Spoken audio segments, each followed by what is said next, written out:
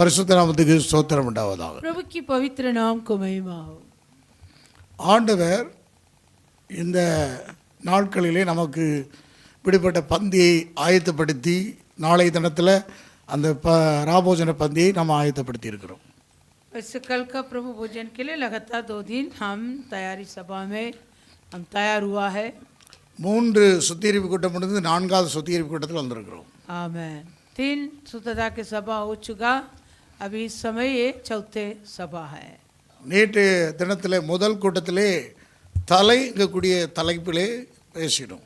कल के पहले दिन की सभा में सिर वो सप्त में मैंने संदेश दिया.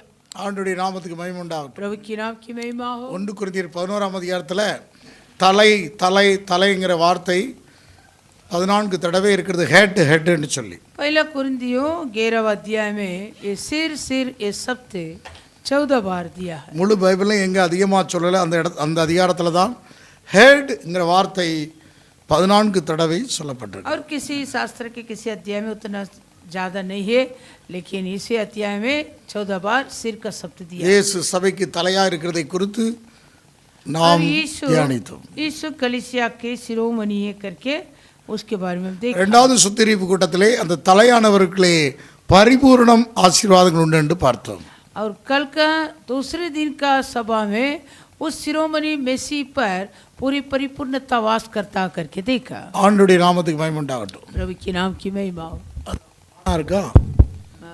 ஆமென். ஆண் தான். உங்களுக்கு பரிபூர்ணமான ஆசீர்வாதத்தை கர்த்தர் வச்சிருக்கிறார். तुम्हारे लिए प्रभु परिपूर्ण आशीष को रखा है. காலையிலே இந்த காலையிலே 3வது சுத்திகரிப்பு கூட்டத்திலே आज का तीसरे सभा में எதை குறித்து எடுத்தேன்னா நம்மை நாமே நிதானித்து ஆராய்ந்து பார்க்க வேண்டும், சிச்சையை சகிக்க வேண்டும். சிச்சையை குறித்து பார்த்தோம். आज का सभा में ताड़ना हमें क्यों देता है, वो ताड़ना के द्वारा हम अपने आप को छाछ के देखना करें. சிச்சை அனுமதிக்கப்படும் போது நமக்கு பிரயோஜனமாக இருக்கிறது சொல்லி அதை நிதானித்து பார்க்க வேண்டும் என்று தியானித்தோம். और जो ताड़ना हमको मिलता है वो हमारे लाभदायी के लिए, इसलिए हम अपने आप को छाछ के देखना करके. இந்த ராத்திரி வேளை நீங்கள் யூடியூப்பில் மீன் கூட அந்த செய்தியை கேட்டு சுத்திகரிப்பு பண்ணிக்கொள்ளலாம். तीनों सभा का संदेश यूट्यूब में है और एक बार इस रात्रि के समय में तुम वो वचनों को सुनकर शुद्ध हो सकता. இந்த மாலை வேளையில் இந்த 4வது சுத்திகரிப்பு கூட்டத்திலையும் தேவனுடைய சமூகத்திலே நாம் கூடியிருக்கிறோம். आज भी ये शाम को समय और एक बार प्रभु के सम्मुख में हम उपस्थित हुए. இவ்வளோ நேரம் நாம் ஜெபித்தோம், தன்னைத்தானே நிதானித்து ஆராய்ந்து பார்த்து ஒப்பு கொடுத்து ஜெபித்தோம். अब तक हम अपने आप को छाछ के परख के प्रार्थना किया. இந்த வேலையிலையும் ஆண்டவர்களோடு பேசக்கூடிய வார்த்தை 1 கொரிந்தியர் 10ஆம் அதிகாரம் 16-17 வசனங்கள். और पहला कुरिन्थियों 10वां अध्याय में 16 और 17 वचन. இங்கேயும் கூட 15, 16, 17 வசனங்களை நிதானித்து பாருங்கள் என்று சொல்கிறார். यहाँ भी 15, 16 और 17 वचन में अपने आप को परख के देखो करके लिखा. உங்களை புத்திமான்கள் என்று எண்ணி பேசுகிறேன், நான் சொல்லுகிறதை நீங்கள் நிதானித்து பாருங்கள். मैं बुद्धिमान जानकर तुमसे कहता हूँ, जो मैं कहता हूँ उसे तुम परखो. நாம் ஆசீர்வதிக்கிற ஆசீர்வாதத்தின் பாத்திரம் கிறிஸ்துவனுடைய இரத்தத்தின் ஐக்கியமாக இருக்கிறதல்லவா? நாம் பிடிக்கிற அப்பம் கிறிஸ்துவனுடைய சரீரத்தின் ஐக்கியமாக இருக்கிறதல்லவா? वह धन्यवाद का कटोरा जिस पर हम धन्यवाद करते हैं, क्या मेसी के लहू की सहभागिता नहीं? वह रोटी जिसे हम तोड़ते हैं, क्या वह मेसी के देह की सहभागिता नहीं? அந்த ஒரே அப்பத்தில் நாம் எல்லாரும் பங்கு பெறுறபடியால் அநேகரான நாம் ஒரே அப்பமும் ஒரே சரீரமாக இருக்கிறோம். इसलिए कि एक ही रोटी है तो हम भी जो बहुत है एक देह है, क्योंकि हम सब उसी एक रोटी में बाही होते हैं. இந்த பந்தியை நாம் தாம் ஆசீர்வதிக்க போகிறோம். और इस भोजन को हमें आशीष करना. வேதம் சொல்றது நாம் ஆசீர்வதிக்கிற ஆசீர்வாதத்தின் பாத்திரம். आमेन. जो धन्यवाद के कटोरा जिस पर हम धन्यवाद करते हैं, நாம் என்று பன்மையாக சொல்லப்பட்டிருக்கிறது. हम करके 5 वचन में दिया. அநேகரான நாம் என்று 17வது வசனத்திலே வாசிக்கிறோம். और 17 वचन में भी हम सब बहुत करके लिखा. அப்போ நாம் அநேகரான நாம் ஒன்றாக கூடியிருக்கிறோம். हम सब बहुत हैं लेकिन एक साथ इकट्ठे हुए. இந்த பந்தி ஐக்கியத்தை காண்பிக்கிறது, ஐக்கியத்தை வெளிப்படுத்தி காண்பிக்கிறது. इस भोजन संगति के बारे में और संगति को प्रकट करता है. இயேசு மரிக்கிறதுக்கு முன்பாக அந்த அப்போஸ்தலருடைய சீசர்களை ஐக்கியப்படுத்திவிட்டு கடந்து சென்றார். यीशु मरने से पहले अपने चेले लोगों प्रेरित लोगों को संगति बनवाकर गया. ஐக்கியத்தின் நடுவிலே தேவன் உண்மையுள்ளவராக இருக்கிறார். संगति के बीच में परमेश्वर सच्चा है. 1 கொரிந்தியர் நிருபம் 1ஆம் அதிகாரம் 9வது வசனத்திலே வாசித்தால், पहला कुरिन्थियों को पत्री पहला अध्याय 9वां वचन. தம்முடைய குமாரனும் நம்முடைய கர்த்தராய் இருக்கிற இயேசு கிறிஸ்துவுடனே ஐக்கியமாயிருப்பதற்கு அழைத்த தேவன் உண்மையுள்ளவர். परमेश्वर सच्चा है जिसने तुमको अपने पुत्र हमारे यीशु मसीह के संगति में बुलाया. நம்முடைய கர்த்தராகிய இயேசு கிறிஸ்துவோடு கூட ஐக்கியமாயிருப்பதற்கு தான் நம்மை அழைத்திருக்கிறார். हमें हमारे प्रभु यीशु मसीह के साथ संगति बनाने के लिए बुलाया. எதற்காக அழைத்திருக்கிறார்? हमें क्यों बुलाया? எதற்காக அழைத்திருக்கிறார்? क्यों बुलाया? இயேசு கிறிஸ்துவோடு கூட ஐக்கியமாயிருப்பதற்கு. यीशु मसीह के साथ संगति बना. அந்த ஐக்கியம் எப்படிப்பட்டதாக இருக்க வேண்டும்? அந்த ஐக்கியத்தின் நடுவிலே தேவன் உண்மையுள்ளவராக இருக்கிறார். उस संगति के बीच में परमेश्वर सच्चा है. அந்த ஐக்கியம் எப்படிப்பட்டதாக இருக்க வேண்டும் என்று விரும்புகிறார். और परमेश्वर वो संगति के बारे में क्या चाहता है? அப்படி ஐக்கியம் இருந்தால் நிச்சயமாகவே அவர் உண்மையுள்ளவராக தேவன் நம் நடுவில் இருப்பார். हमारे बीच में ऐसी संगति होता तो सचमुच प्रभु भी सच्चा रहेगा. ஆண்டவருடைய பரிசுத்த நாமத்துக்கு ஸ்தோத்திரம் உண்டாகட்டும். प्रभु की पवित्र नाम को महिमा हो. இங்கே நாம் ஒரே சரீரத்திலே வெவ்வேறு அவயங்களாக தேவ சித்தத்தின்படி நம்மை வைத்திருக்கிறார். हम सभी को परमेश्वर अपने एक ही देह में अलग अलग अंग करके अपनी इच्छा के अनुसार रखा. வேதம் சொல்கிறது 1 கொரிந்தியர் 12ஆம் அதிகாரம் 18வது வசனத்தில், पहला कुरिन्थियों 12वां अध्याय में 18वां वचन. தேவன் தமது சித்தத்தின்படி அவயங்கள் ஒவ்வொன்றையும் சரீரத்திலே வைத்தார். परंतु सचमुच परमेश्वर ने अंगों को अपनी इच्छा के अनुसार एक एक करके देह में रखा. 20வது வசனம், அவயங்கள் அநேகமாக இருந்தும் சரீரம் ஒன்றே. 20वां वचन, परंतु अब अंग तो बहुत से है परंतु देह एक ही है. 27இல் வாசிக்கிறோம், நீங்களே கிறிஸ்துவின் சரீரமாயும் தனித்தனியே அவயங்களாகவும் இருக்கிறோம். 27 में, इसी प्रकार तुम सब मिलकर मसीह की देह हो और अलग अलग उसके अंग हो. ஆகவே தான் இந்த பந்தியை, அந்த நாளைக்கு நடக்கக்கூடிய அந்த பரிசுத்த பந்தியை நாம் ஆசீர்வதிக்கக்கூடிய அந்த பாத்திரமாக இருக்கிறது. आमीन. इसलिए कल होने वाला वो पवित्र भोजन को हमें आशीष देना. ஒன்றாக்கப்படுதல், एक साथ होना, ஒரே एक ही, ஒரே இரத்தத்தினால் கழுவப்பட்டிருக்கிறோம். एक के लहू से धोया गया. 1 கொரிந்தியர் 12:12 வாசிக்கிறோம், पहला कुरिन्थियों 12:12, எப்படியில் சரீரம் ஒன்று அதற்கு அவயங்கள் அநேகம், ஒரே சரீரத்தின் அவயங்கள் எல்லாம் அநேகமாயிருந்தும் சரீரம் ஒன்றாகவே இருக்கிறது, அந்த பிரகாரமாக கிறிஸ்துவும் இருக்கிறார். क्योंकि जिस प्रकार देह तो एक है और उसके अंग बहुत से हैं और उस एक देह के सब अंग बहुत होने पर भी सब मिलकर एक ही देह है, उसी प्रकार मसीह भी है. இப்போ சரீரம் அங்கே கவனிக்க வேண்டும். சரீரம் ஒன்று, அவயங்கள் அநேகமாயிருந்தும் சரீரம் ஒன்றா தான் இருக்கு. देह तो एक है और उसके अंग बहुत से है. நாம் யூதராயிலும் கிரேக்கராயிலும் அடிமையாயிலும் சுயாதீனாயிலும் எல்லாரும் ஒரே ஆவினால் ஒரே சரீரத்துக்குள்ளாக ஞானஸ்நானம் பண்ணப்பட்டு எல்லாரும் ஒரே ஆவினாலே தாகம் தீர்க்கப்பட்டோம். क्योंकि हम सब ने क्या यहूदी हो, क्या यूनानी, क्या दास हो, क्या स्वतंत्र, एक ही आत्मा के द्वारा एक देह होने के लिए बपतिस्मा लिया और हम सबको एक ही आत्मा पिलाया गया. அன்னைக்கு சபையில் யூதன் இருந்தான், கிரேக்கன் இருந்தான், அடிமை இருந்தான், சுயாதீன் இருந்தான், எல்லாரும் இருந்தும் அங்கே ஒரே சரீரத்தில் வெவ்வேறு அவயங்களாக இருந்தார்கள்.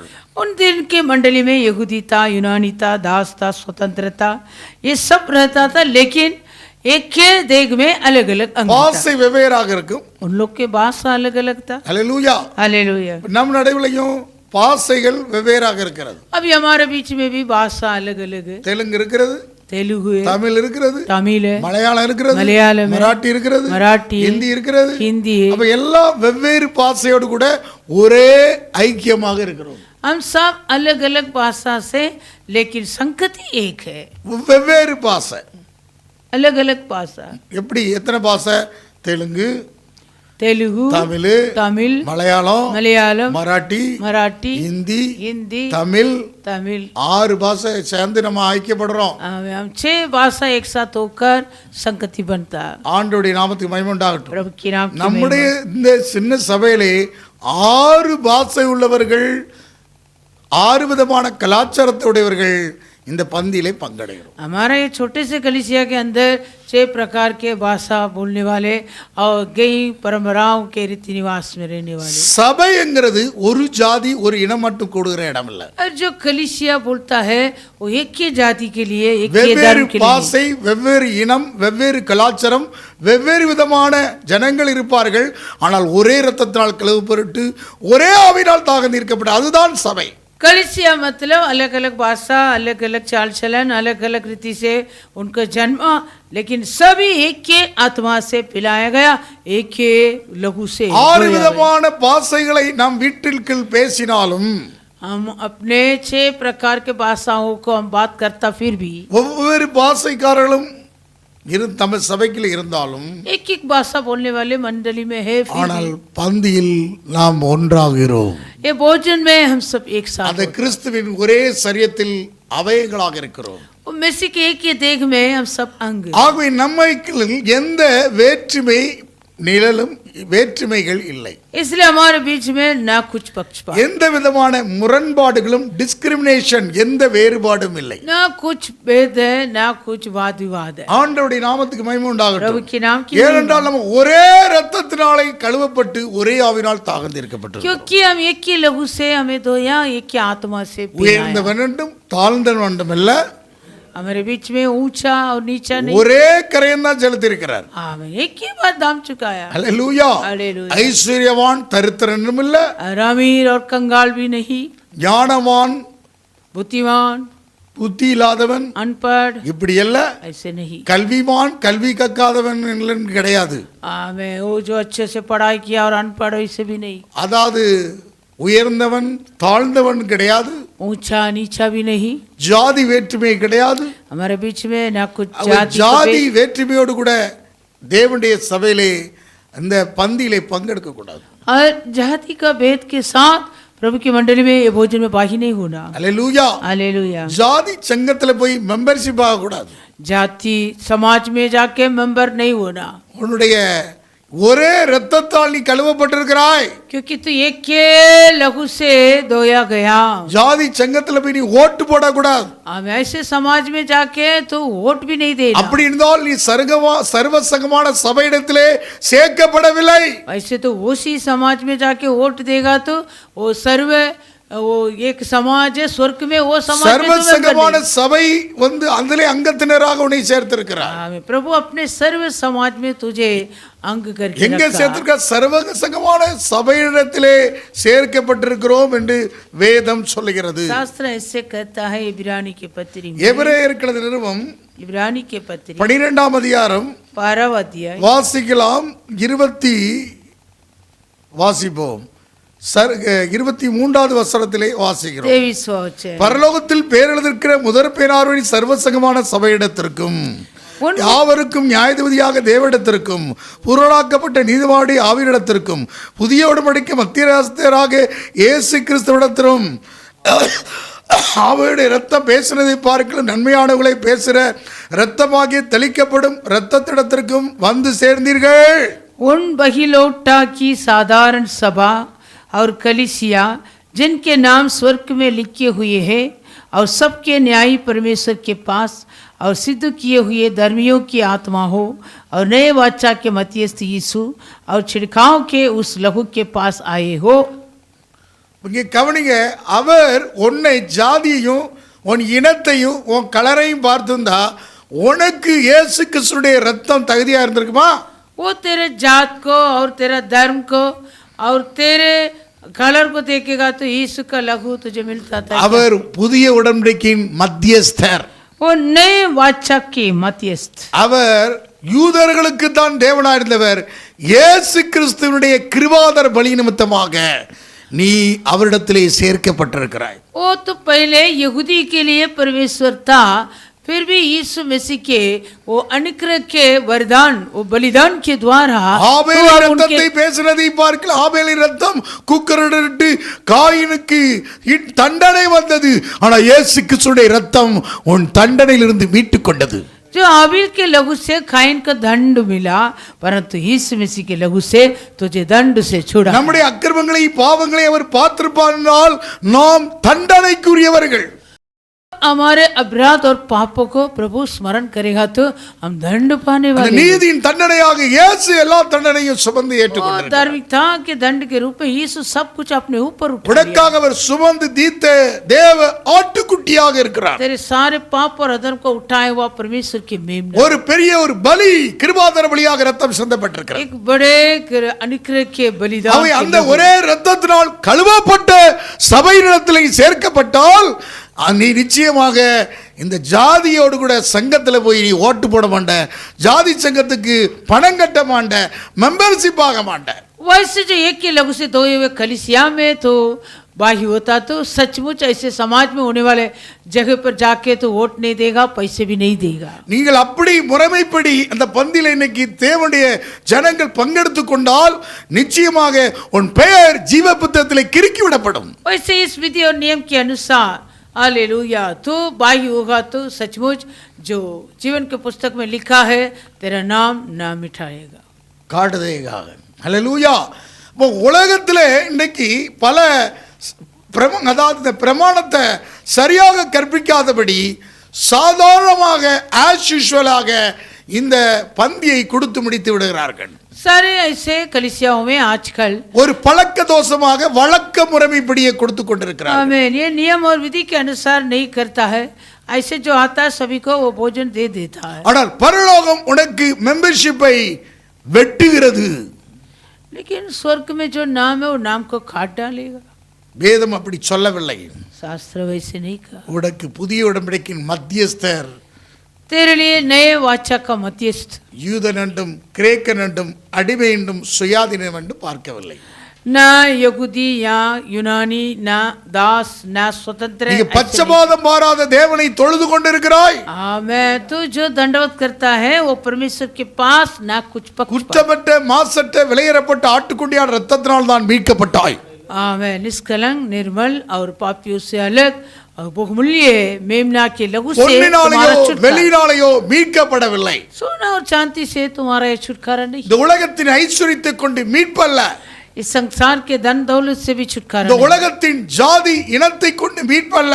और इस संसार के जात और धर्म के द्वारा भी இந்த छुटकारा नहीं. உலகத்திலே எவ்வளவு பெரிய ராஜரீகத்தை கொண்டு மீட்பல்ல.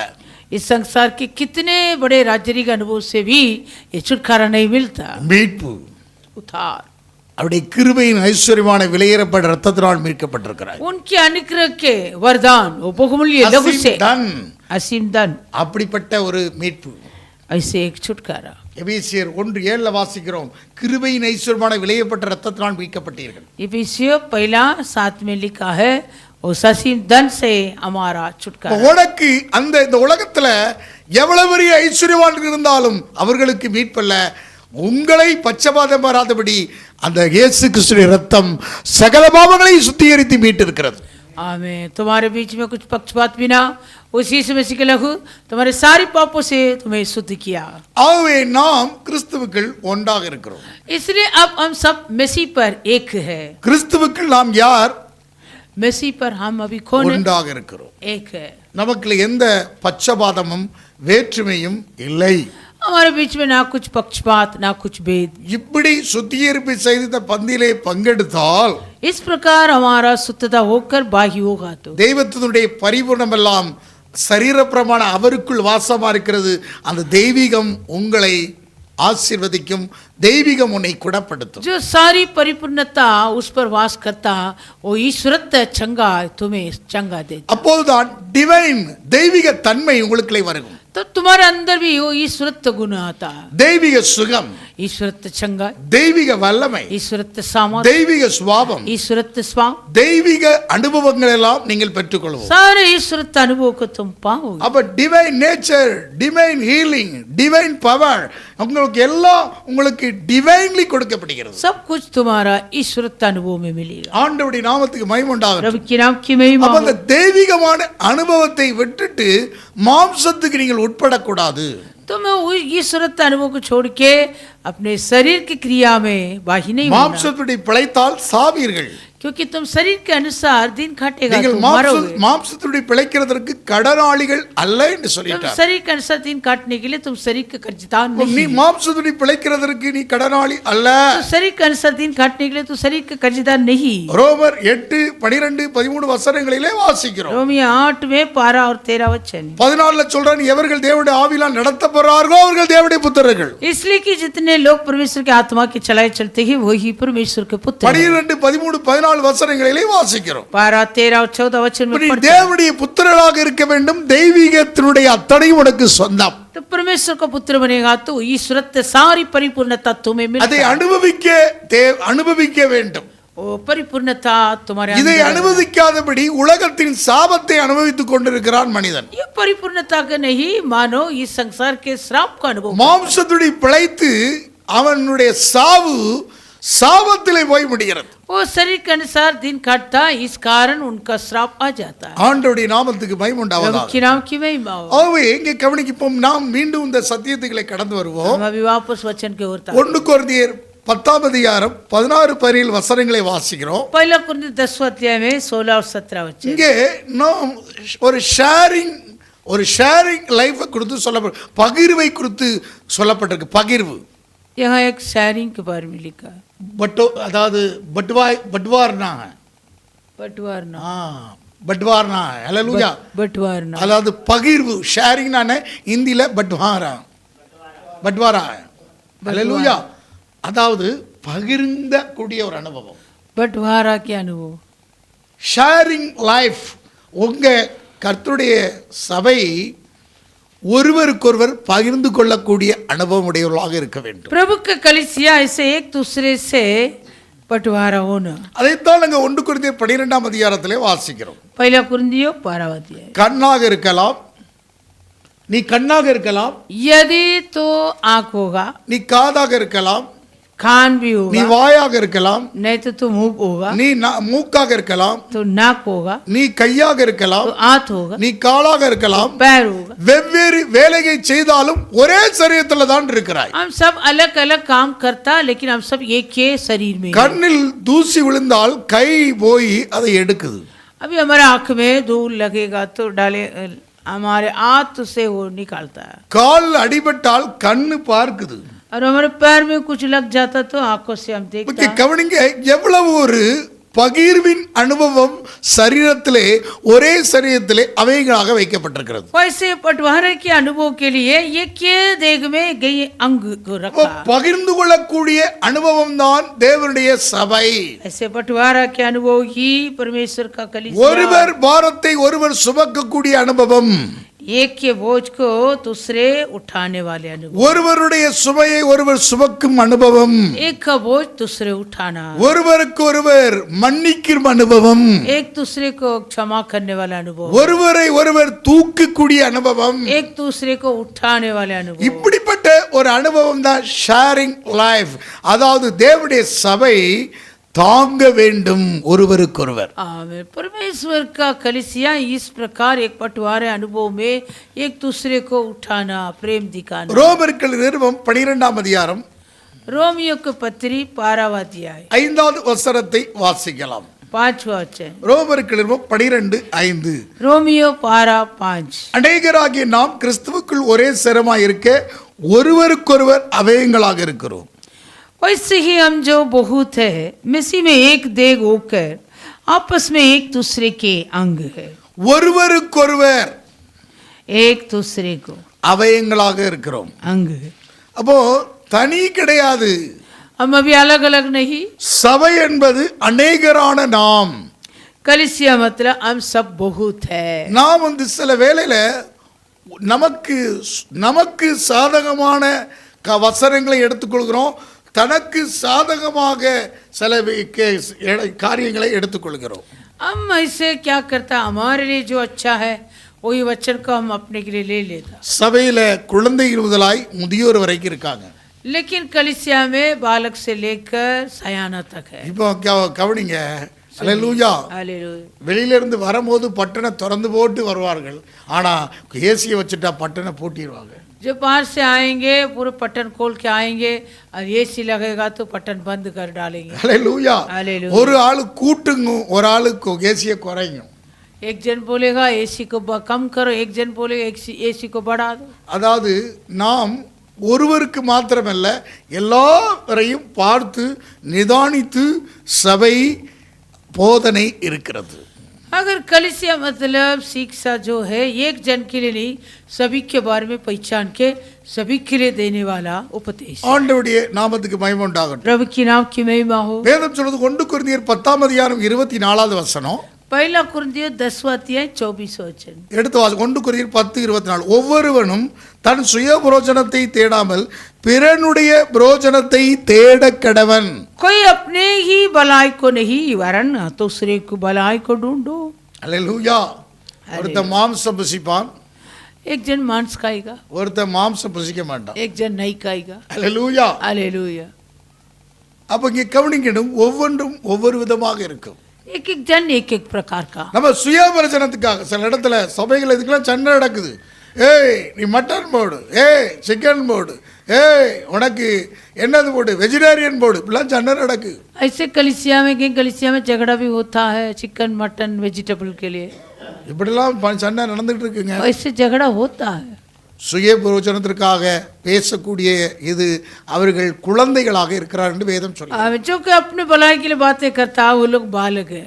சபையில சண்டைகள், பகைகள், மார்க்க பேதங்கள் நடந்து கொண்டிருக்கு. कलीसिया के बीच में ऐसे झगड़ा वाद विवाद हो रहा है. வாக்குவாதங்கள் நடந்து கொண்டிருக்கிறது. वाद विवाद हो रहा है. அவர்கள் அப்படி வேதம் சொல்கிறது, அவர்கள் மாம்சத்துக்குரிய குழந்தைகளாக இருக்கிறார்கள். மாம்சத்துக்குரியவர்கள் என்று 1 கொரிந்தியர் 3 வாசிக்கிறோம். पहले कुरिन्थियों 3 अध्याय में लिखा है वो लोग शारीरिक लोग है, वो लोग बालक है. ஆவிக்குரியவர்களாக எண்ணி 1 கொரிந்தியர் 3 சொல்கிறார், மேலும் சகோதரே நான் உங்களை ஆவிக்குரியவர் என்று எண்ணி உங்களுடைய பேசக்கூடாமல் மாம்சத்துக்குரியவர்கள் என்று கிறிஸ்துவுக்குள் குழந்தைகள் என்றும் எண்ணி பேச வேண்டியதாயிற்று.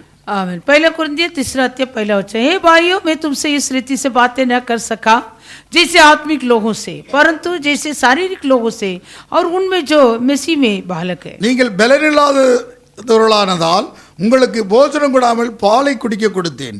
இன்னமும் நீங்கள் மாம்சத்துக்குரியவர்களாக இருக்கிறபடினால் இப்பொழுது உங்களுக்கு பலன் இல்லை. मैंने तुम्हें दूध पिलाया, अन्न न खिलाया, क्योंकि तुम उसको नहीं खा सकते थे वरन अब तक भी नहीं खा सकते हो. பொறாமையும் வாக்குவாதமும் பேதங்களும் உங்களுக்கு இருக்கிறபடியால் நீங்கள் மாம்சத்துக்குரியவர்களாக இருந்து மனுஷ மார்க்கமாய் நடக்கிறீர்கள் அல்லவா. क्योंकि अब तक शारीरिक हो इसलिए कि जब तुम्हें डाह और झगड़ा है तो क्या तुम शारीरिक नहीं और क्या मनुष्य की रीति पर नहीं चलते. ஒருவன் தான் பவுலை சேர்ந்தவன் என்றும் வேறொருவன் நான் அப்போலோவை சேர்ந்தவன் என்றும் சொல்லுகிறபடியால் நீங்கள் மாம்சத்துக்குரியவர்கள் அல்லவா. क्योंकि जब एक कहता है मैं पौलुस का हूँ और दूसरा मैं अपोलोस का हूँ तो क्या तुम मनुष्य नहीं. இங்க பாருங்க, வேற்றுமை வந்து விட்டது. ये मतलब क्या है, भेद आ गया. சபைக்குல நீ பெரியவன் நான் பெரியவன், कलीसिया के अंदर तू बड़ा है मैं बड़ा है, வாக்குவாதங்கள், பொறாமைகள், பேதகங்கள் வந்துடுகிறது. वाद विवाद झगड़ा जलन. கிறிஸ்துவுக்குள் நாம் ஒன்றாக இருக்கிறதுக்கு தான் அநேகர் நாம் ஒன்றாக தான் அழைத்திருக்கிறார். वैसे हमें इसलिए बुलाया कि हम सब जो बहुत है लेकिन एक वो नहीं. அவைத்தான் 1 கொரிந்தியர் 10:24 வாசிக்கிறோம். पहला कुरिन्थियों 10 अध्याय में 24. ஒவ்வொருவனும் தன் சுய புரோஜனத்தை தேடாமல் பிறருடைய புரோஜனத்தை தேட கடவன். कोई अपनी ही भलाई को नहीं वरन दूसरों की भलाई को ढूंढे. 1 கொரிந்தியர் 10:32 வாசிக்கிறோம். पहला कुरिन्थियों 10:32. நான் என் சுய புரோஜனத்தை தேடாமல் அநேகருடைய புரோஜனத்தை தேடி அவர்கள் ரட்சிக்கப்படும்படிக்கு எவ்விடத்திலும் எல்லாருக்கும் பிரியமாய் நடந்தது போல நீங்களும் யூதருக்கும் கிரேக்கருக்கும் தேவனுடைய சபைக்கும் இடரற்றவர்களாக இருங்கள். तुम न यहूदियों न यूनानियों और न परमेश्वर की कलीसिया के लिए ठोकर के कारण बनो, जैसे मैं भी सब बातों में सबको प्रसन्न रखता हूँ और अपना नहीं परंतु बहुतों के लाभ ढूंढता हूँ कि वे उधार पाए। ஐக்கியத்தின் நடுவிலே அவர் உண்மையுள்ளவராக இருக்கிறார்.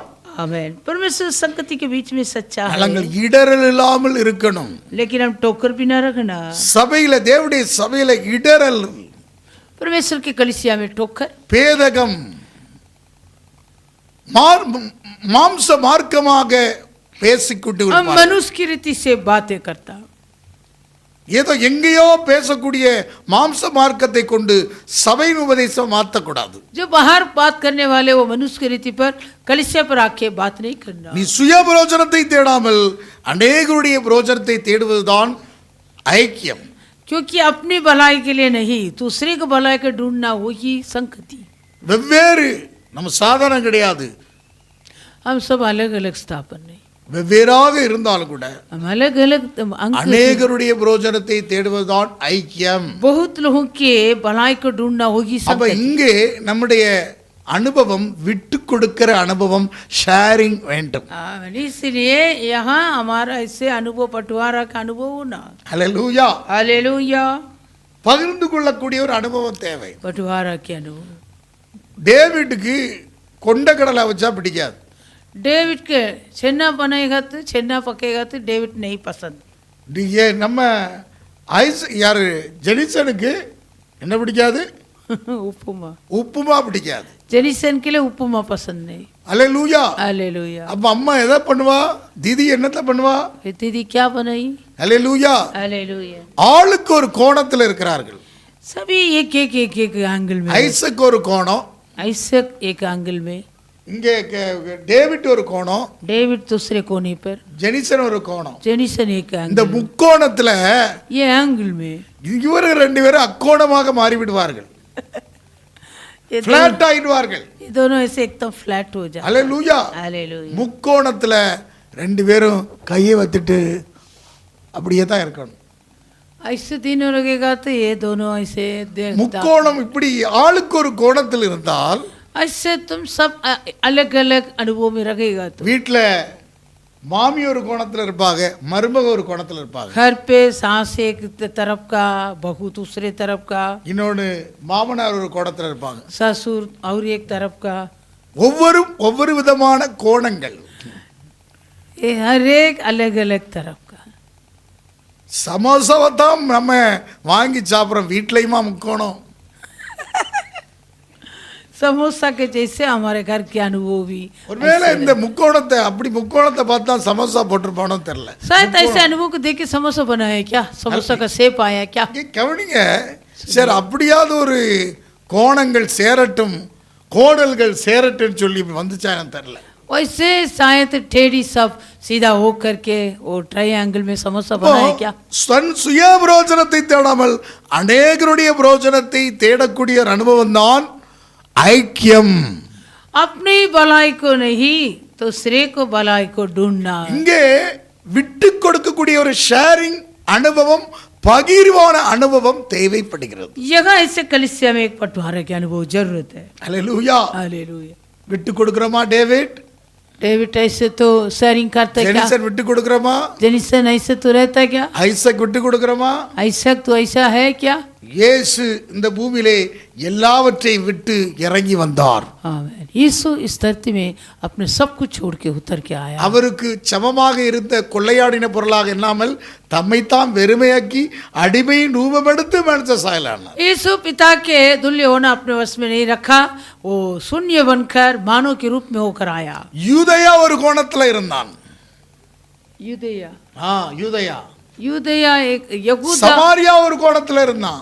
यहूदा एक एंगल में, सामरिया एक एंगल கலிலேயா में, ஒரு கோணத்துல இருந்தான். गलील दूसरे एंगल இது में। எல்லாத்தையும் ஒன்று சேர்க்கிறதுக்குள்ள இயேசுவுக்கு போதும் ஆயிடும். ये सबको एक साथ करना ஒருவன் கலக்க கூடாது, பட்சிக்க கூடியவர்களாக இருப்பார்கள். और एक दूसरे से ऐसे काटने वाला अनुभव। கலிலேயன் ஒரு கோணம், गलील एक प्रकार का, சமாரியன் ஒரு கோணம், सामरी दूसरे யூதயா प्रकार, ஒரு கோணம். यहूदी और एक तरफ இப்படி ஒரு முக்கோண கோணத்திலையும் का। ऐसे एक ट्रायंगल में இயேசு ஊழியம் செய்தார். यीशु सेवा किया। தன்னை மற்றவர்களுக்கு எல்லாருக்கும் எல்லாமாக பிரயோஜனமாக்கி கொண்டார். वो अपने का सबके लिए सब कुछ बना। இயேசு யூதனாக இருந்தாலும் यीशु यहूदी था, எல்லாருக்கும் எல்லாமானார். सबके लिए सब कुछ बना। அப்போஸ்தலனாகிய பவுல் प्रेरित पौलुस எல்லாருக்கும் எல்லாமாக ஊழியம் செய்தார். सबके लिए सब कुछ बना। அல்லேலூயா. हालेलुया। அப்ப அப்படிப்பட்ட ஒரு அனுபவம் தான் ஐக்கியம்.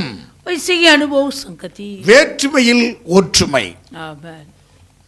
அல்லேலூயா. हालेलुया। அப்ப இப்படிப்பட்ட ஒரு அனுபவம் தேவை. டிஸ்கிரிமினேஷன்லையும் நம்ம என்ன செய்ய வேண்டும்? அதாவது ஒற்றுமை, ஏக்தா ஒன்னாக, यूनियन बनना, ஏக்தா, एकता, யூனிட்டி यूनिटी ரொம்ப முக்கியம். ஒன்றாக்கப்படக்கூடிய அனுபவம். आमेन। एकता होना बहुत मुख्य है। ஆண்டோட ராபோஜனத்துக்காக நல்ல வெண்வஸ்திரம் தரித்து வருவோம். ஒரு தூதர்களை போல ஒற்றுமையாக ஒரே ஐக்கியமாக நம்ம வருவோம். हम प्रभु भोजन के लिए सब सफेद कपड़ा पहन के एक फरिश्तों के जैसे संगति होकर आएंगे। உண்டாக்கப்படக்கூடிய அனுபவம். அப்போ ஞாயிற்றுக்கிழமையும் நல்ல வெண்வஸ்திரம் தரித்து ஒன்று ஐக்கியத்தை காண்பிக்கிறது. ஒன்றான ஒரு அனுபவம். रविवार के दिन भी हम सब सफेद कपड़ा पहन के एक यूनिटी को ஒரு ஆடையிலையாவது ஒன்றாகம आमेन। केवल हम वस्त्र में तो வெளியையும் உள்ளேயும் ஒன்றாக காண்பிப்போம். बाहर का और अंदर का हम यूनिटी दिखाना। அல்லேலூயா. हालेलुया। ஒரே ஒரு பிரசன்ஸ் ஆஃப் மைண்ட், வெளியும் பிரசன்ஸ் உள்ளேயும் பிரசன்ஸ். आमेन। ऐसे देखने में बाहर से भी अंदर से भी अच्छा लगता है। ஒரு ஆர்டர் ஒழுங்குகிறமா இருக்கணும், ஒழுங்கற்றதா இருக்கக்கூடாது. ஒழுங்கும் கிரமமா இருக்கணும். आमेन। सब कुछ नियम और विधि के अनुसार रखना है। ஒழுங்கும் கிரமமுமாக இருக்கிறது. नियम है सबके लिए, அந்த नियम है। கிரமமாக வைக்கணுங்க. सभी के लिए रूल है। இசைவாக இணைக்கப்பட வேண்டும். एक साथ बने रखना, அதுதான் ஐக்கியம். वही संगति। ஆண்டவருடைய நாமத்துக்கு மகிமை உண்டாகட்டும். प्रभु के नाम की இங்கே महिमा। வாசித்தோம் நாம் ரோமருக்கு எழுதின நிருபம் 12ஆம் அதிகாரத்தில் 5வது வசனத்தை வாசித்தோம். रोमियो 12 अध्याय में 5 वचन। அநேகராகிய நாமும் கிறிஸ்துவுக்குள் ஒரே சரமாக ஒருவருக்கொரு அவயங்களாக இருக்கிறோம். वैसे ही हम जो बहुत है मसीह में एक देह होकर आपस में एक दूसरे के अंग। நமக்கு அருளப்பட்ட கிருபையின்படியே நாம் வெவ்வேறான வரங்களுடையவர்களாக இருக்கப்படினால் நம்மில் தீர்க்கதரிசனம் சொல்லுகிறவன் வரத்தை உடையவன், விசுவாச பிரமாணத்துக்கு ஏற்றபடி சொல்ல கிடவன். जबकि उस अनुग्रह के अनुसार जो हमें दिया गया है हमें भिन्न भिन्न वरदान मिले हैं। 7வது तो வசனம், 7 वचन। ஊழியம் செய்கிறவன் ஊழியத்திலும், यदि सेवा करने का दान मिला हो तो सेवा में लगा रहे। போதிக்கிறவன் போதிக்கிறதிலும், यदि कोई सिखाने वाले हो तो सिखाने में लगा புத்தி रहे। சொல்றவன் புத்தி சொல்லுகிறதிலும் जो தரித்திருக்கிறவன், उपदेशक हो तो उपदेश देने में लगा रहे। பகிர்ந்து கொடுக்கிறவன் வஞ்சனையில்லாமல் கொடுக்க கிடவன், दान देने वाले उधार से दे। முதலாளியானவன் ஜாக்கிரதையா இருக்க கிடவன், जो अगुवाई करे वो उत्साह से करे। இரக்கம் செய்கிறவன் உற்சாகத்துடனே செய்ய கிடவன். जो दया करे वो अर्श से करे। இதெல்லாம் அங்கே கவனிக்க வேண்டும். வெவ்வேறாக இருந்தாலும் ஒரே சரீரத்தில் அவயங்களாக இதெல்லாம் இந்த வரத்தை உடையவர்களை வைத்திருக்கிறார். ஆமென். சபைக்குள்ள இந்த வரங்கள் இருக்கிறது. आमीन। कलीसिया के अंदर ये सारे वरदान है, सब अलग अलग है लेकिन एक ही देह में है। இங்க பாருங்க, ஆவியின் வரங்கள் 9 மாத்திரம் கிடையாது. இதெல்லாம் ஒரு வரம். आत्मा के केवल आत्मा के 9 वरदान है, ये भी एक एक वरदान है। வரங்கள் வேதத்துல நிறைய சபைக்குள்ள விசுவாச பிள்ளைகள் இப்படி வரத்தை உடையவர்களை வைத்திருக்கிறார். ऐसे मंडली में प्रभु विश्वासी लोग को ऐसे वरदान देकर रखा है। அப்ப இப்படிப்பட்டவர்கள் நாம் எல்லாம் ஒருவருக்கொரு அவயங்களாக இருக்கிறோம். हम सब एक दूसरे का अंग बनकर है। ஆண்டவருடைய நாமத்துக்கு மகிமை உண்டாகட்டும். प्रभु के नाम की महिमा। கொலோசியர் 2ஆம் அதிகாரம் 10வது வசனத்திலிருந்து வாசிக்கலாம். कोलोसियो 2 अध्याय 10 வேகமா எடுத்துக்கொள்ள நேரம் இல்லை. கொலோசியருக்கு எழுதின நிருபம் 2ஆம் அதிகாரம் कोलोसियो 2 अध्याय 10வது வசனம். இல்ல கொலோசியருக்கு எழுதின நிருபம் 3ஆம் அதிகாரம் 10வது வசனம். 3 अध्याय 10 वचन। தன்னை சிருஷ்டித்தவருடைய சாயலுக்கொப்பான பூரண அறிவடையும்படி புதிதாக்கப்பட்ட புதிய மனுஷனை தரித்துக் கொண்டிருக்கிறீர்களே. और नए मनुष्यत्व को पहन लिया है जो अपने सृजनहार के स्वरूप के अनुसार ज्ञान प्राप्त करने के लिए नया बनता जाता है। அதிலே கிரேக்கன் என்றும் யூதன் என்றும் விருத்தேசனம் என்றும் விருத்தேசனம் இல்லாதவன் என்றும் புறஜாதியன் என்றும் புறஜேசத்தான் என்றும் இல்லை, அடிமை என்றும் சுயாதீனம் என்றும் கிறிஸ்துவே எல்லாரையும் இல்லாம இருக்கிறார். उसमें ना तो यूनानी रहा, ना यहूदी, ना खतना रहित, ना जंगली, ना स्कूती, ना दास और ना स्वतंत्र, केवल मसीह सब कुछ और सब में है। கிறிஸ்துவே எல்லாரிலும் எல்லாமா இருக்கிறார். केवल मसीह सब कुछ और सब में है। பலவிதமான பழக்க வழக்கத்துக்குரியவர்கள் இருக்கலாம். कई प्रकार के चाल चलन में பலவிதமான ஜாதிக்குரியவர் रहेंगे। कई இருக்கலாம், प्रकार के जात के लोग, பலவிதமான பாஷைக்காரர் இருக்கலாம், भिन्न भिन्न भाषा बोलने वाले, பலவிதமான அனுபவத்தை உடையவர்கள் சபைக்குள் இருக்கலாம். और कलीसिया के अंदर कई अनुभवों में रहेंगे। கிறிஸ்துவே எல்லாரிலும் எல்லாமாய் இருக்கிறார். लेकिन मसीह सब कुछ और सब में है। அவர்தான் எல்லாரிலும் எல்லாமாய் இருக்கிறார். मसीह ही सब कुछ और सब में है। எல்லாரிலும் केवल मसीह सब எல்லாம் कुछ அவர்தான். और सब में है। எல்லாரினும்னா வெவ்வேறு பாசை, வெவ்வேறு அனுபவங்கள் இருக்கலாம், ஆனா எல்லாம் அவர்தான். भिन्न भिन्न भाषा और भिन्न भिन्न अनुभव, लेकिन मसीह केवल सब में सब कुछ है। இந்த எல்லாரிலும் அந்த சரீரம், அதாவது எல்லாரினா அவயம், सब में मतलब देह है, எல்லாம் என்றால் தலை, सब कुछ मतलब सिर, எல்லாம் என்றால் சரீரம். सब मतलब देह है। ஹல்லேலூயா. हालेलुया। எல்லாரிலும் வேற எல்லாமா இருக்கிறார். वो सब में सब कुछ है। அவையே எல்லாருமா இருந்தாலும் சரீரம் ஒன்றுதான் எல்லாம். हम सब अलग अलग अंग है, அப்படித்தான் लेकिन देह एक है। அப்படித்தான் அதுதான் சொல்லாரு, கிறிஸ்துவே எல்லாரிலும் எல்லாமா இருக்கிறாராம். केवल मसीह सब कुछ और सब में है।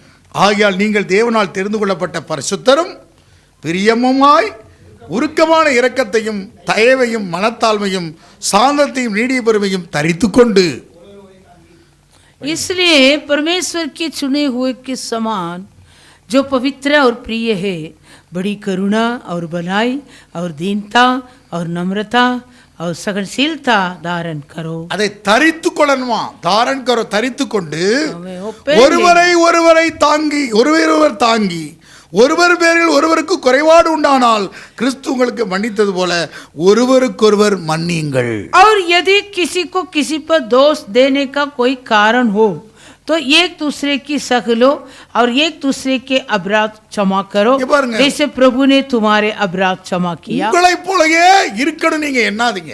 और तुम ऐसे नहीं सोचना मैं जैसा वैसे वो भी रखना। நீங்க கிறிஸ்துவை போலயே இருக்கிறீங்களா? और तुम मसीह के जैसे रहते क्या? இத நீங்க அப்படி உறுதிப்படுத்தி நீங்க மனதில் வைக்காதீங்க. वैसे तो स्थिर होकर मन में मत रखो। நாம் விரும்புகிற போலயே, நமக்கு ஆசையான நம்முடைய ஸ்டைலை போலயே அவனும் அந்த வாழ்க்கையில் இருக்கணும்னு நீங்க நினைக்காதீங்க. அப்பதான் நீங்க மன்னிக்க முடியும். वैसे हम नहीं सोचना मेरा स्टाइल मेरा मार्ग कैसे, वैसे वो भी रखना। वैसे रहने में हम फिर उसको क्षमा कैसे करेंगे? ஹல்லேலூயா. அப்படி நினைக்காதீங்க. इसे सोचो मत। அப்படி நினைச்சனா மூக்கில் உனக்கு சொரிச்சல் வந்துனா உன் கை போய் அதை போய் சொரியுமா மூக்க? हालेलुया। ஹல்லேலூயா. இந்த नाक में गुजली होगा तो तेरे हाथ जाकर गुजलता है क्या? அதனுடைய ஸ்வாவம், அதுக்கு தேவன் வைத்திருக்கிற அந்த மூக்கை வச்சிருக்கிறார். தேவன் தான் அந்த மூக்கை வச்சிருக்கிறார். परमेश्वर ने नाक को बनाया, ஆனா மூக்கு சுவாசத்தை எடுத்துக்கொள்ளுது. लेकिन सूंघता है नाक सब कुछ। மூக்கு மோப்பம் பிடிக்குது. वो सूंघने वाला काम है उसका। கீழே என்ன பண்றா? नीचे क्या बना रहा है? ஆனா கொஞ்சம் மூக்குல கொஞ்சம் பலவீனம் வந்துட்டா ஹச்சுன்னு போட்டுட்டுனா இந்த கை என்ன செய்யுது? लेकिन थोड़ा सा नाक में हमारा सर्दी पकड़ता है, கொஞ்சம் பலவீனமாயிட்டு, जो कमजोर हो गया ना, மூக்கு கொஞ்சம் பலவீனமாயிட்டு, नाक कमजोर हो गया, மூக்கு கொஞ்சம் தொடக்க வேண்டியது இருக்கு. கை हमें इसे पोछना पड़ेगा हमारे हाथ से। அப்ப கவனிங்க, பலவீனமா உள்ளதுதான் कमजोर है। ஒருவர் குறைபாட ஒருவர் மன்னிக்கிறது போல ஒருவருக்கொரு மன்னிக்க என்கிறார். हमें जैसे प्रभु हमको क्षमा करता वैसे हम भी एक दूसरे को क्षमा करना। எப்பவுமே பெர்ஃபெக்டா எல்லாம் இருக்கணும், பெர்ஃபெக்டா இருக்குன்னு சொல்லி ஒருபோது நினைக்காதீங்க. और ऐसे तो कभी सोचना नहीं सब कुछ परफेक्ट रहेगा।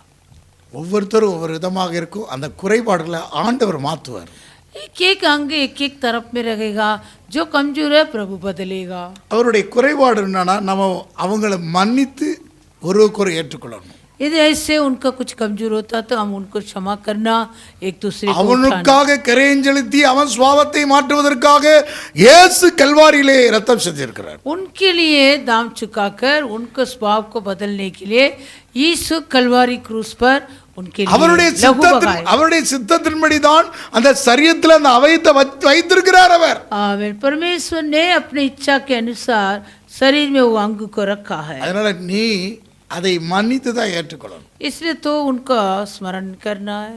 மூக்குல கொஞ்சம் கிரகணம் பலவீனமாயிட்டுன்னு சொல்லி மூக்கு வேண்டான்னு சொன்னா நீ சுவாசிக்க முடியாது. नाक तो मेरा नहीं चाहिए बोले तो कैसे सूंघेगा?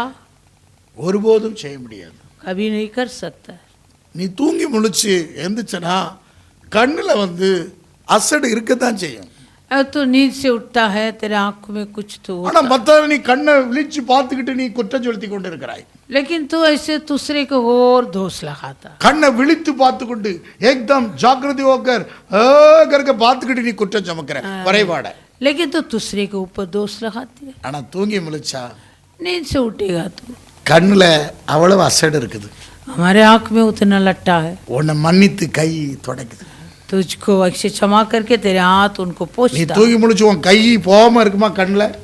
तो नींद से उठता है तुरंत तेरे हाथ आंख में கை नहीं लगता, நிச்சயமா போய் தொடக்குது. सचमुच हाथों से हम पोंछता அது है, மன்னிக்குது. वो क्षमा करता है। அல்லேலூயா. हालेलुया। அதுக்கப்புறம் கண்ணு குற்றம் சுமத்திடுது. அடுத்தது फिर आंख से दोष लगाता। கண்ணுல சில பேருக்கு கொழுப்பெடுத்து இருக்கும். कई लोग का आंख ऐसे है चर्बी से भरा हुआ। சங்கீதம் 73 சொல்லுத கண்ணு கொழுப்பு பார்வை. भजन संगीता 73 में लिखा है। இங்க கவனிங்க. அப்போ ஒருவர் குறைபாடை ஒருவர் சுமந்து மன்னிக்கணும். एक दूसरे का कमजोरपन को उठाना, क्षमा करना। 5 விரலும் ஒரே மாதிரி கிடையாது. ये पांचों उंगली एक साथ नहीं, 5 விதமான ஊழியங்களும் ஒரே மாதிரி கிடையாது. और जो 5 सेवकाएं वो एक साथ नहीं। இங்கே கவனிக்கணும். இப்படி ஏற்றுக்கொள்ளக்கூடிய ஒரு அனுபவம் பக்குவம் நிறைந்ததுதான் தேவனுடைய திருச்சபை. वैसे जो मंडली है वो ग्रहण करना है। அப்படிப்பட்ட ஐக்கியத்தின் நடுவிலே அவர் உண்மையிலவராக இருக்கிறார். वैसे संगति के बीच में वो सच्चा है। அப்படிப்பட்ட அந்த பந்தியை அந்த அப்பத்தையும் அந்த திராட்சரசத்தையும் ஆசீர்வதிக்கிறதுக்கு நாம் தகுதியுள்ளவர்களாக மாறிவிடுகிறோம். तब हम वो जो धन्यवाद के कटोरा का आशीष देने के लिए योग्य बनता। அப்படிப்பட்ட பந்தியை நாம் ஆசரிக்கும் போது அது தெய்வீகமான ஒரு அனுபவமாக இருக்கிறது. इस प्रकार हम ये भोजन में भागी होने से वो एक ईश्वरत अनुभव। ஏன்னா தேவனுடைய சித்தத்தின்படி நாம் செய்யும்போது தேவனுடைய சித்தத்துக்குள் வரும்போது அந்த தெய்வீகத்தை நாம் அனுபவிக்கிறோம். क्योंकि ये हम परमेश्वर की इच्छा के अनुसार ये सब कुछ पालन करने में वो ईश्वरत्व अनुभव हमको தெய்வீக சிந்தை உனக்குள் வந்து விட்டால் तुम्हारे अंदर उससे ईश्वरत्व विचार भी आएगा, தெய்வீக சுகம், और ईश्वरत्व छंगा भी தெய்வீக मिलता है, விடுதலை, ईश्वरत्व आजादी, தெய்வீக வல்லமை, ईश्वरत्व सामर्थ, தெய்வீக அனுபவங்கள்லாம் உங்களுக்கு வரும். सारे ईश्वरत्व अनुभव तुम्हारे அப்போது अंदर है। உங்களுக்கு தூதர்கள் ஏறுவதும் இறங்குவதுமாக இருப்பார்கள். तब परिस्थ लोग उतरते चढ़ते रहेंगे। தெய்வீக அனுபவத்துக்குள்ள தேவன் தூதர்களை கட்டளையிடுவார். आमीन। ईश्वरत्व अनुभव में परमेश्वर फरिश्तों को தேவ தூதர்கள் உனக்கு பணிவிடை செய்வார்கள். परमेश्वर के फरिश्त लोग तुम्हारे लिए मदद करेंगे, சேவா கரேகா. सेवा करेंगे। தேவனுடைய சபைக்குள்ளே தூதர்களை அனுப்புவார். परमेश्वर अपने मंडली के अंदर फरिश्तों को ஊழியத்துக்குள்ளே தூதர்களை அனுப்புவார். सेवकाई में फरिश्तों உன் को வீட்டுக்குள்ளே உன் வேலைகளுக்குள்ளே தூதர்களை भेजेंगे। அனுப்புவார். तेरे परिवारों में, तेरे உன்னுடைய घराने சகல காரியங்களிலும் தெய்வீகமான அனுபவங்கள் நடக்கும். में, तेरे सारे कामों में ईश्वरत्व अनुभव होता है। அங்க எதைத்தான் வாசிக்கிறோம்? 14வது வசனத்துல 14 இவை वचन। எல்லாவற்றின் மேலும் பூரண சற்குணத்தின் கட்டாக அன்பையும் தரித்து கொள்ளுங்கள்.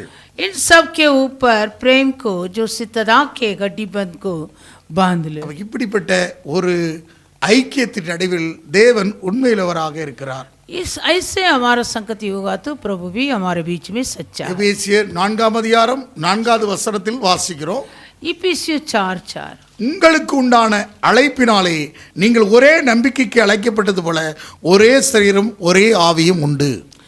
एक ही देह गए और एक ही आत्मा, जैसे तुम्हें जो बुलाए गए थे अपने बुलाए जाने से एक ही आशा है। ஒரே கர்த்தரும் ஒரே விசுவாசம் ஒரே ஞானஸ்நானமும். एक ही प्रभु है, एक ही विश्वास, एक ही बपतिस्मा। எல்லாருக்கும் ஒரே தேவனும் பிதாவும் உண்டு. அவர் எல்லார் மேலும் எல்லாரோடும் உங்கள் எல்லாருக்குள்ளும் இருக்கிறவர். और सबका एक ही परमेश्वर और पिता है जो सबके ऊपर और सबके मध्य में और सब में है। எல்லார் எல்லா எல்லா எல்லான்னு 3 நேரம் வந்திருக்கு. यहाँ सब सब करके 3 बार लिखा, 4 தடவை வந்திருக்குங்க. 4 बार लिखा। எல்லாருக்கும் ஒரே தேவனும் सबका पिताவும் एक உண்டு. ही परमेश्वर और पिता அவர் है, எல்லார் மேலும் எல்லாரோடும் உங்கள் எல்லாருக்குள்ளும் இருக்கிறவர். जो सबके ऊपर और सबके मध्य में और सब में है। சப் சப் சப் சப்னு வருது. ஆல் ஆல் ஆல் ஆல் आमीन। அப்படிதானே சொல்லுது. அருமையான வசனம். அந்த வசனம் எபேசியர்கள் நிருபம் எத்தனாவது அதிகாரம்? 4 4ஆம் அதிகாரம் 6वां वचन। 6வது வசனம். One God and Father of all, who is above all and through all and in you all.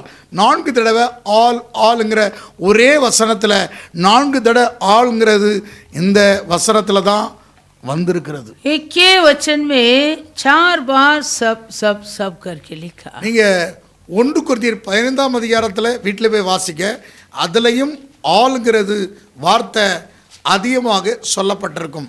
तुम पहला कुरिन्थियों 15वां अध्याय पढ़ो, उसी में भी ये शब्द अधिक बार आता है। ஆல்ங்கிற வார்த்தை 20 தடவை சொல்லப்பட்டிருக்கும் அந்த 11ஆம் அதிகாரத்தில், एक 15ஆம் அதிகாரத்தில். पहला कुरिन्थियों 15वां अध्याय में भी सब सब सब ये शब्द 21 बार दिया। 21 தடவை சொல்லப்பட்டிருக்கிறது ஆல்ங்கிற வார்த்தை இங்கிலீஷ்ல சொல்லப்பட்டிருக்கிறது. அப்ப இங்க கவனிக்க வேண்டும். இப்ப எபேசியர்கள் நிருபத்தினை வாசித்தோம். அப்ப எல்லாருக்கும் ஒரே தேவன், सभी के लिए परमेश्वर एक, பிதாவும் உண்டு. एक ही पिता அவர் எல்லார் மேலும் और सभी के ऊपर எல்லாரோடும் और सबसे உங்கள் எல்லாருக்குள்ளும் இருக்கிறவர். तुम सभी के ऊपर हो है। அப்ப இங்க பாருங்க, சிங்கிளா பார்க்காதீயா. நீ நாம் என்று பேச வேண்டும். நாங்கள், நாம் இப்படி பன்மையா பேசுவோம். और हम मैं करके बात नहीं करना, हम करके बात करना। அப்படிப்பட்ட बावचन से बात करो, बावचन से सोचो, बावचन से कार्य करो, बावचन से दौड़ो, तुम्हारे ईश्वरते संगति बन जाएंगे. ஹல்லேலூயா. இப்படி அனுபவத்தில் நாம் இருக்கும்போது தெய்வீக அனுபவம் வருகிறது. वैसे हमारा ईश्वरता अनुभव मिलता। நம்முடைய சிந்தையில பன்மையாக பார்ப்போம். हम अपने विचार में भाववचन में சிந்தை நான் என்று பார்க்க கூட. நான்ங்கிறதே பிசாசு தான். हमारे विचार में ऐसे मैं हूँ आएगा तो वो तो शैतान है। ஹல்லேலூயா. हालेलुया। வீழ்ச்சி தான் நான் என்று பார்த்தால். वो गिरपट है। கொஞ்சம் பேலன்சிங்கா பார்ப்போம். எல்லாருக்கும் எல்லாம் தேவனாக, பிதாவும் தேவனுமாக இருக்கிறார். हम थोड़ा इससे बैलेंस करना है, क्योंकि पिता सभी के लिए, सबके लिए। நீங்க என்னமோ தூத மாதிரி மேல இருந்து வரல. நாமும் மனுஷர்கள் தான், ஹியூமன் பீயிங் தான். हम ऐसे फरिश्तों बनकर ऊपर से उड़ी मारा क्या, हम भी मानव है। இந்த வேளையில அப்போ என்ன செய்யணும்? எல்லாருக்கும் ஒரே தேவனும் பிதாவும் உண்டு. सबका एक ही परमेश्वर और पिता है, அவர் எல்லார் மேலும் எல்லாரோடும் உங்கள் எல்லாருக்குள்ளும் இருக்கிறவர். जो सबके ऊपर और सबके मध्य में और सब में है। இப்படி அனுபவத்திலே வரும்போது वैसे अनुभव हमारे अंदर आएगा। 1 பேதுரு 4:10 சொன்னது போல, पहला पत्रस 4:10 படிச்சு நான் முடிக்க போறோம். 1 பேதுரு 4:10 வாசிக்கிறோம். அவனவன் பெற்ற வரத்தின்படியே நீங்கள் தேவனுடைய பற்பல கிருபையுள்ள ஈவுகளை பகிர்ந்து கொடுக்கும் நல்ல உக்கிரானக்காரர் போல ஒருவருக்கொருவர் உதவி செய்யுங்கள். जिसको जो वरदान मिला है वह उसे परमेश्वर के नाना प्रकार के अनुग्रह के भले भंडारियों के समान एक दूसरे की सेवा में लगाए। As each one has received a gift ministered to one another, as good steward of the manifold grace of God. ஆண்டவருடைய நாமத்துக்கு மகிமை உண்டாகட்டும். प्रभु की नाम की महिमा हो। வரத்தை பெற்ற ஒரு நல்ல ஒரு மினிஸ்டராக இருக்கலாம், ஒரு ஊழியக்காரனாக இருக்கலாம், यदि तुम वरदान पाए हुए एक भंडारी होगा, மேனேஜராக ஒன் another. அதாவது நீ பெற்று களஞ்சியத்தில் பெற்று அநேக கிருபை வரங்களை வைத்திருக்கலாம். यदि तू अपने भंडार में अनुग्रह और वरदान पा के பற்பல கிருபைகளை நீ பெற்றிருக்கலாம். कई नाना प्रकार के अनुग्रह तू पाए हो। அப்போஸ்தலன் பவுலை விட அவ்வளவு பற்பல கிருபை பெற்றவன் அவன். और प्रेरित पौलुस भी ऐसे नाना प्रकार के अनुग्रह पाया, ஆனாலும் நல்ல உக்கிரானக்காரனாக இருந்தார். लेकिन एक अच्छे भले भंडारी था, பகிர்ந்து கொடுக்கக்கூடிய உக்கிரானக்காரன். पटवारा के भंडारी। நாம் கூட அப்படிப்பட்ட பகிர்ந்து கொடுக்கக்கூடிய உக்கிரானக்காரராக இருப்போம். हम भी ऐसे एक दूसरे के लिए पटवा रहेंगे। நாம் தேவனுடைய சமூகத்தை நோக்கி பார்ப்போம். हम अभी प्रभु के सम्मुख की ओर ताकेंगे। வெவ்வேறான அவயத்திலே நாம் ஒரே சரீரத்தில் வேறவான அவயங்களாக இருக்கிறோம்.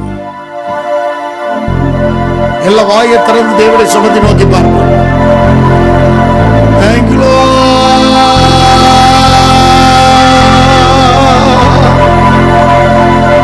குருவே,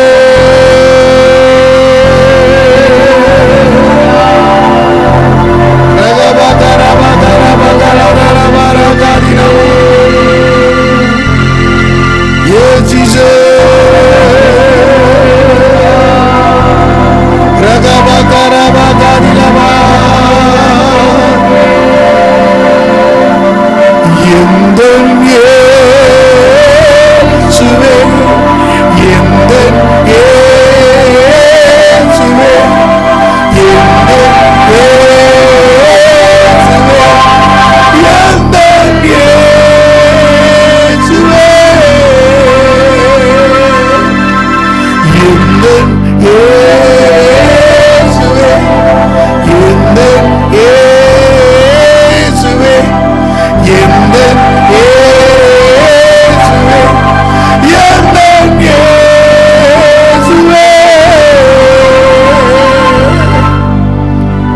प्रार्थना करेंगे। अनुग्रहकारी प्रेमी परमेश्वर, दयालु पिता, कल के दिन का जो रखा हुआ आयोजित किया